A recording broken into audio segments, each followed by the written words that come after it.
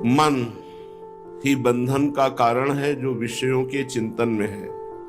मन ही मोक्ष का कारण है जो चिंतन रहित परमात्मा स्वरूप में स्थित है। मन जो अखंड चिंतन में तत्पर है प्रभु के, वही प्रेम को प्राप्त होता है।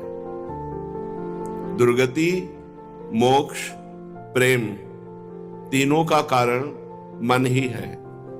जो मन विषयों के ध्यान और चिंतन में, विषयों के संकल्प विकल्प में है, वो दुर्गति को प्राप्त होता है।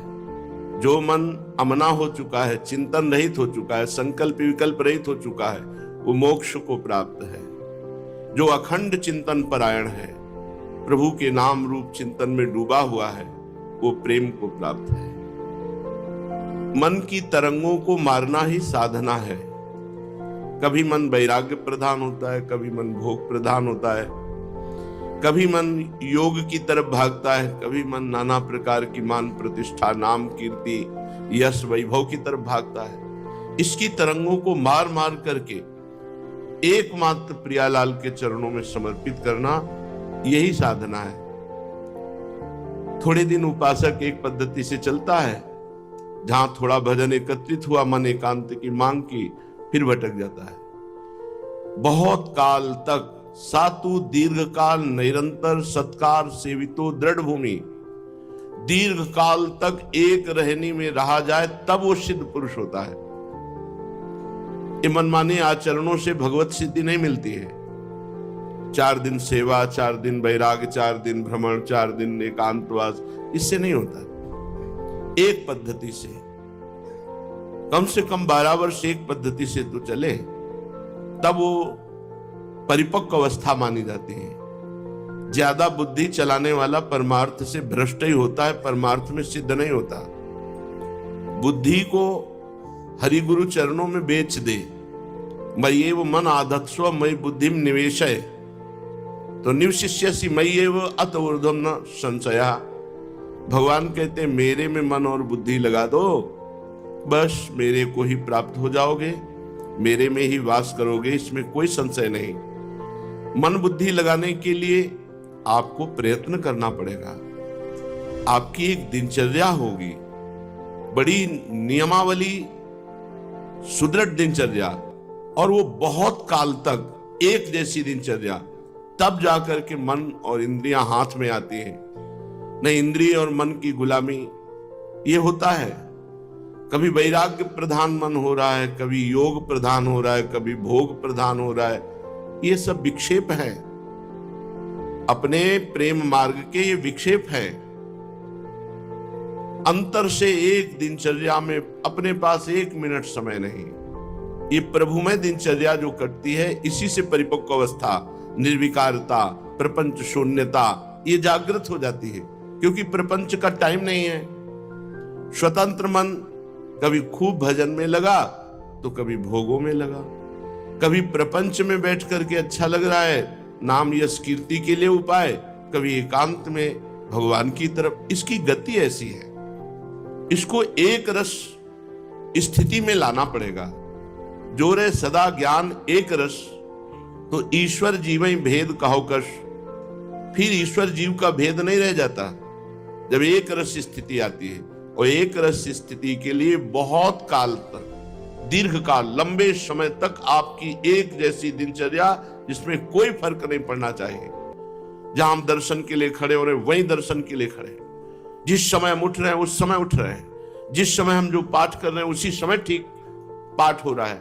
जो हमारी दिनचर्या है, और लंबे समय, कम से कम 12 वर्ष तक एक जैसी दिनचर्या, तब वो सिद्ध पुरुष की स्थिति में आने लगता है। यहाँ 50 वर्ष हो जाते हैं, व्यतीत करते हैं साधना में, और स्थिति पाई भर की नहीं आ पाती। क्यों?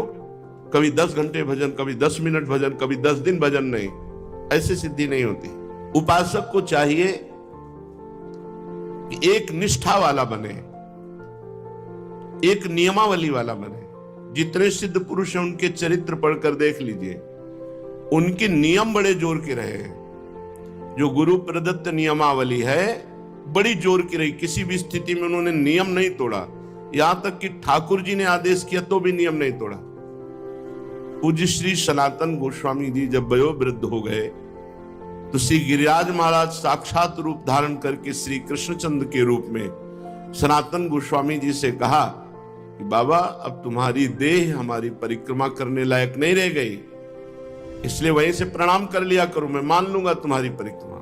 बोले जो आज्ञा प्रभु। दूसरे दिन फिर पहुंच गए। ठाकुर जी ने कहा कि आप फिर बाबा आ गए परिक्रमा में। तो कहा जय जय हमसे रहा नहीं जाता, जब तक कदम चल सकते हैं तब तक आपके समीप आऊंगा। तब ठाकुर जी ने लकुट चिन्ह, चरण चिन्ह, गाय के खुर का चिन्ह, बंशी, ये चिन्हित करके गिरिराज जी की शिला में दिया और कहा इसकी 4 परिक्रमा लगा लिया करो, तुम्हें गिरिराज जी के परिक्रमा का फल प्राप्त हो जाए, तुम्हारा नियम पूर्ण हो जाएगा। आज भी वो श्री राधा दामोदर जी में शिला विराजमान है। नियमावली, जो नियम लिया उसको बहुत काल तक निभाया, तब परिपक्व अवस्था आती। यहाँ 4 दिन सत्संग सुना, 4 दिन नहीं आए, 4 दिन ये दिनचर्या, 4 दिन वो दिनचर्या, ऐसे नहीं चलता। और ये सब होता है विषय सेवन के कारण। अगर ब्रह्मचारी है और लक्ष्य भगवत प्राप्ति है तो दिनचर्या में फर्क पड़ ही नहीं सकता, उसको चैन ही नहीं मिलेगा। चाहे बुखार हो, चाहे जो भी कष्ट हो, वो अपनी दिनचर्या में दिखाई दे। हम देखते हैं विषयी पुरुषों में इतनी दम नहीं कि दिनचर्या निर्वाह कर सके। जिद्दी स्वभाव, हठी स्वभाव, निश्चयी स्वभाव, तब माया पर विजय प्राप्त की जाती है। इसलिए हे भाई, इस महादिव्य वृंदावन का आश्रय, वृंदावन का वास स्वीकार करो। कभी मत छोड़ो वृंदावन का आश्रय। ना वास हो पावे तो कोई बात नहीं है, जहां हो वहीं से वृंदावन की उपासना करो, वृंदावन का नाम रटो, वृंदावन को प्रणाम करो, वृंदावन को अपना आश्रय दाता मान लो, इसी से काम हो जाएगा। वृंदावन महामंगल मोद स्वरूप है, महातेजो स्वरूप है, सुखों को भी सुख प्रदान करने वाला, माधुर्य का भी माधुर्य। इसलिए वृंदावन का आश्रय दृढ़ कर लो।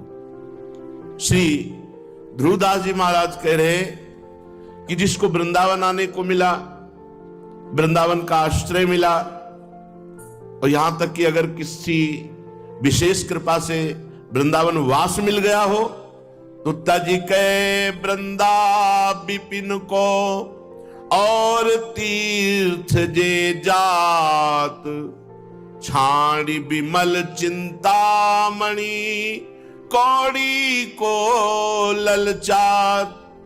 जो महामहिम परम पावन श्री वृंदावन धाम को छोड़ करके और तीर्थों में जाते हैं, तो मानो ऐसी बुद्धि हो गई कि विमल चिंतामणि का त्याग कर कौड़ी उठाने के लिए जा रहे हैं। अरे प्रियालाल का निज महल है, यहाँ की एक कण की बराबरी कोई नहीं कर सकता।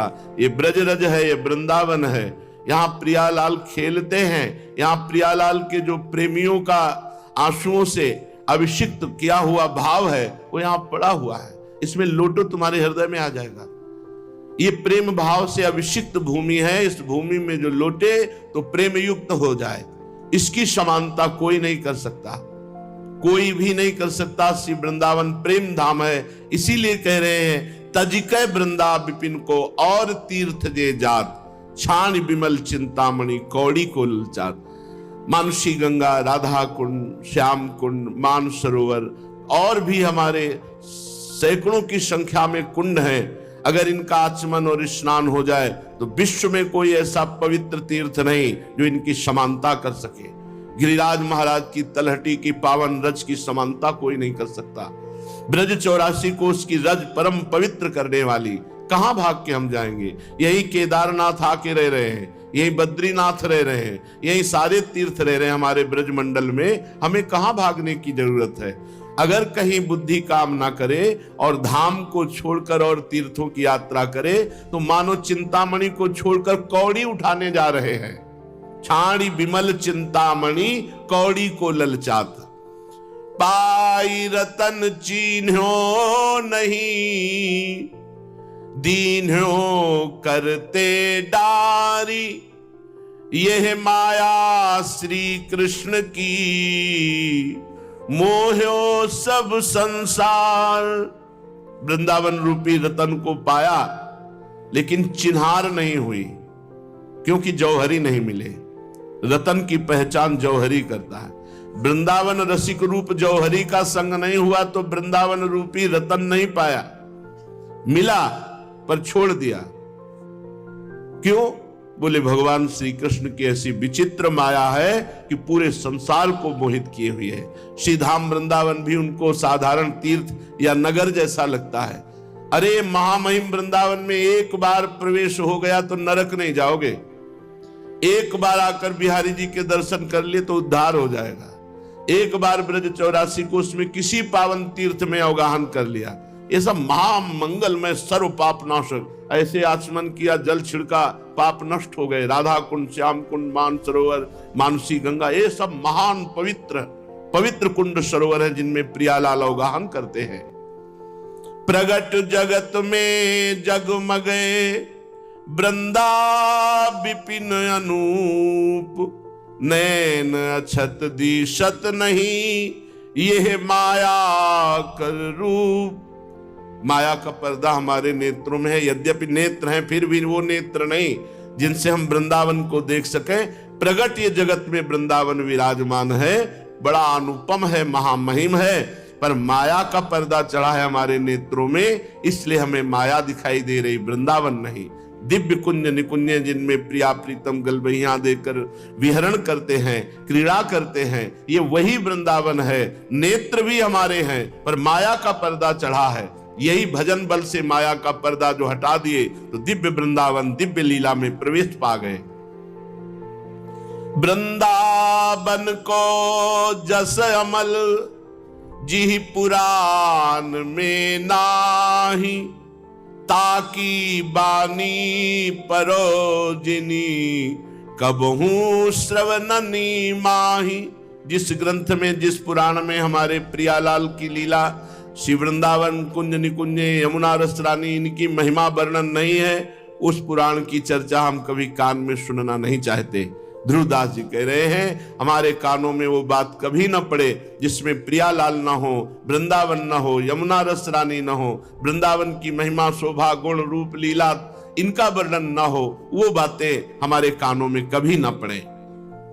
वृंदावन को जस सुनत जिनके नाहि हुलास, तिनको परस न कीजिए तजी ध्रुव तिनको पास। वृंदावन की महिमा सुनते हुए जिनका हृदय उल्लसित नहीं होता, प्रियालाल की बात सुनते हुए जिनको रोमांच नहीं होता, क्यों? क्योंकि वृंदावन और प्रियालाल से अपनापन नहीं है। ऐसे लोगों का स्पर्श न करे, स्पर्श करने से भजन तेज की हानि हो जाती है। जैसे अपवित्र भोजन पाने से, अवैष्णव के हाथ से भोजन पाने से भजन तेज नष्ट हो जाता है, भजन करने का उत्साह और भजन का प्रभाव क्षीण हो जाता है। ऐसे ही जो प्रियालाल से विमुख जन है, प्रियालाल के शरणागत नहीं, धाम के प्रति अपनापन नहीं, नाम जपते नहीं, ऐसे लोगों का स्पर्श करके हम अपना तेज नष्ट करते हैं, अपना प्रभाव नष्ट करते हैं जो भजन से प्रकाशित होता है। इसीलिए हमने महापुरुषों को देखा, वो कभी किसी का स्पर्श नहीं करते, दूरी बना के रखते हैं। कोई गले लगना चाहे तो गले नहीं लगते, और जब संत जन, भगवत प्रेमी महात्मा जन, तो दौड़ कर गले लगते हैं, हृदय से लगते हैं, क्योंकि हमारा सगा संबंधी वही है जो प्रियालाल से प्यार करता है, जो प्रभु से अपनापन करता है। नाते नेह राम के मनियत सुहृद सुसेव्य जहां लो। जितने भी सुहृद हैं, सुसेव्य हैं, वो वही हैं जो भगवान के प्रेमी हैं, जो भगवान नाम जप करते हैं, जो भगवान से जुड़े हुए हैं। तिनको प्रश्न कीजिए तजी ध्रुव तिनको पास, उनका संग, उनका स्पर्श त्याग देना चाहिए जो भगवत विमुख हैं। भुवन चतुर्दश आदिदय हुए है सबको नाश, इक्षत वृंदा विपिन घन सुख को सहज निवास। ये 14 भुवन ये प्रलय काल के समय सब नष्ट हो जाएंगे, लेकिन वृंदावन में प्रलय की हवा भी प्रवेश नहीं करती। यहां कभी प्रलय नहीं, क्योंकि ब्रह्मा के द्वारा सृजन किया हुआ वृंदावन नहीं, ये वृंदावन स्वयंभू सच्चिदानंद अनादि अनंत है। इसमें माया का जो सृजन, पालन, संहार लीला है वो इसमें नहीं होती। अभी जो हमारे नेत्र हैं वो मायाकृत है, इसीलिए सृजन, पालन, संहारमयी, त्रिगुणमयी लीला को देख रहे हैं। लेकिन त्रिगुणातीत धाम और लीला ये तभी आएगी जब खूब भजन करो, भजन करो, प्रियालाल कृपा करें, हमारे ये त्रिगुण पर्दा हटे माया का, तो हम देख पाएंगे कि त्रिगुणातीत धाम है जहां प्रलय की पवन का भी प्रवेश नहीं है। 14 भुवनों का नाश हो जाएगा। वृंदावन में प्रलयंकारी कुछ भी, नाग्नि न वायु न जल, इनका प्रवेश ही नहीं है। ये चिदानंदमय धाम है। पर इस धाम को तभी जाना जा सकता है जब वृंदावन इह विधि बसे, तजी कै सब अभिमान, तृणते नीचो आपको, जाने सोई जान। वृंदावन चिदानंद में त्रिगुण माया रहित है। ये वही जान सकता है जो सब प्रकार के अभिमानों का त्याग करके अपने को तृण से नीच समझता है और यहां सबसे प्रेम का व्यवहार करता है।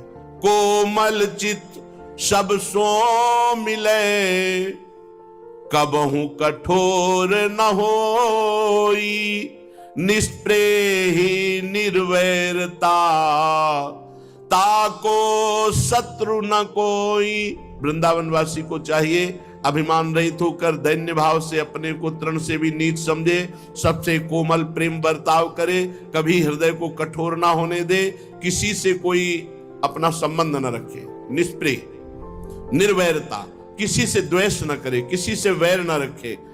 वृंदावन वासी का कोई शत्रु, कोई दुश्मन, कोई द्वेषी होना ही नहीं चाहिए, अजात शत्रु, क्योंकि सबसे दैन्य व्यवहार करता है, प्रेम व्यवहार करता है, अभिमान रहित।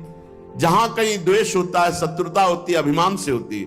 और वो पहले वर्णन कर दिया कि तजिके सब अभिमान, तृण से नीचो आपको, जाने सोई जान। जो अपने को तृण से भी नीच समझकर समस्त अभिमान का त्याग कर दिया, उसका दुश्मन हो ही नहीं सकता, उसका कोई बैरी हो ही नहीं सकता। तो जो निर्वैर है, जो निष्प्रेही है, किसी से चाह नहीं रखता, किसी की अपेक्षा नहीं रखता, ऐसे वृंदावन वासी के हृदय और नेत्रों में श्री प्रियालाल झलकने लगते हैं। जीवन की सार्थकता यही है कि हमारे मानस पटल पर युगल सरकार छाए रहे, एक क्षण के लिए भी कभी विलग न हो।